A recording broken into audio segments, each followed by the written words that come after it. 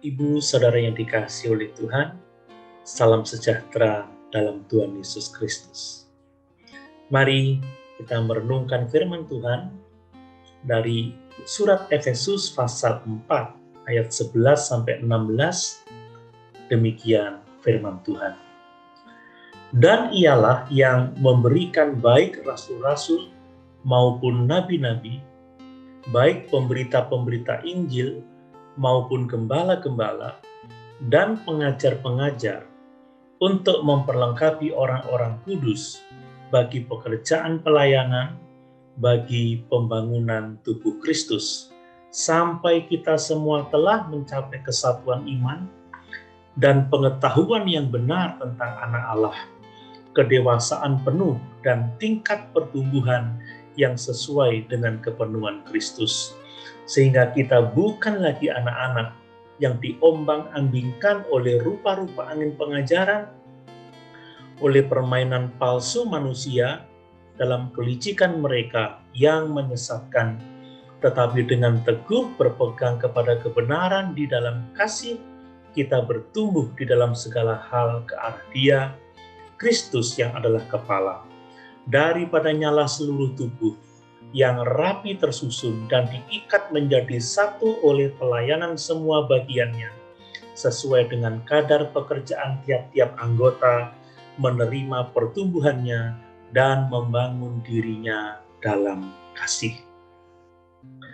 Melalui ayat-ayat ini, Rasul Paulus mengingatkan kita pada misi Allah yang sangat penting, yaitu pembangunan tubuh Kristus.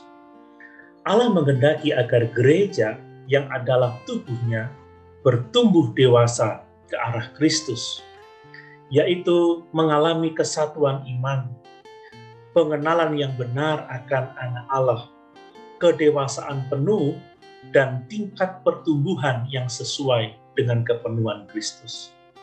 Sangat penting bagi kita semua untuk memahami dan menjadikan misi ini sebagai misi kita bersama. Ada beberapa hal penting yang dinyatakan oleh Rasul Paulus berkenaan dengan pembangunan tubuh Kristus ini. Yang pertama adalah bahwa Roh Kudus memberikan kepada setiap orang percaya karunia-karunia Roh Kudus untuk membangun tubuhnya. Artinya adalah bahwa misi ini adalah misi seluruh orang percaya dan harus dikerjakan oleh semua orang percaya dengan karunia masing-masing yang telah mereka terima, yaitu pekerjaan pelayanan. Maka isu yang penting adalah bagaimana gereja menggerakkan jemaat untuk melakukan pekerjaan pelayanan bagi pembangunan tubuh Kristus. Gereja harus menolong jemaat untuk mengerti karunia rohani yang ada pada mereka, yaitu area pelayanan mereka. Kemudian gereja harus memberikan banyak kesempatan kepada jemaat untuk melakukan pekerjaan pelayanan bagi pembangunan tubuh Kristus. Yang kedua adalah bahwa Allah memberikan tugas yang sangat besar bagi gereja, yaitu pemuritan. Dalam Matius pasal 28 ayat 18-20, Yesus berkata, "Kepadaku telah diberikan segala kuasa di surga dan di bumi. Karena itu, pergilah, jadikanlah semua bangsa muridku, dan baptislah mereka dalam nama Bapa dan Anak dan Roh Kudus, dan ajarlah mereka melakukan segala sesuatu yang telah kuperintahkan kepadamu, dan ketahuilah, aku menyertai kamu senantiasa sampai kepada akhir zaman." Bapak, Ibu, Saudara yang dikasihi oleh Tuhan, pemuritan itu meliputi khotbah, pengajaran, pelayanan kesembuhan, pemeliharaan, persembahan, administrasi, gedung, dan masih banyak lagi tugas yang lain yang harus kita kerjakan untuk memuridkan. Dan untuk mengerjakan tugas-tugas itu, kita harus bekerja sama. Kita akan gagal kalau berusaha melakukannya sendiri. Inilah prinsip tubuh. Ada bermacam-macam anggota dan karunia yang harus bekerja bersama-sama. Bapak, Ibu, Saudara yang dikasihi oleh Tuhan, bersama kita dapat mentaati Tuhan dengan lebih baik lagi. Kita lebih banyak lagi berkarya bagi Kristus. Yang ketiga, bahwa gereja harus berpegang pada kebenaran. Kristus adalah kebenaran. Sebagaimana dalam Yohanes pasal 14 ayat yang ke-6, Tuhan Yesus berkata, "Akulah jalan, kebenaran dan hidup. Tidak ada seorang pun yang sampai kepada Bapa kalau tidak melalui aku."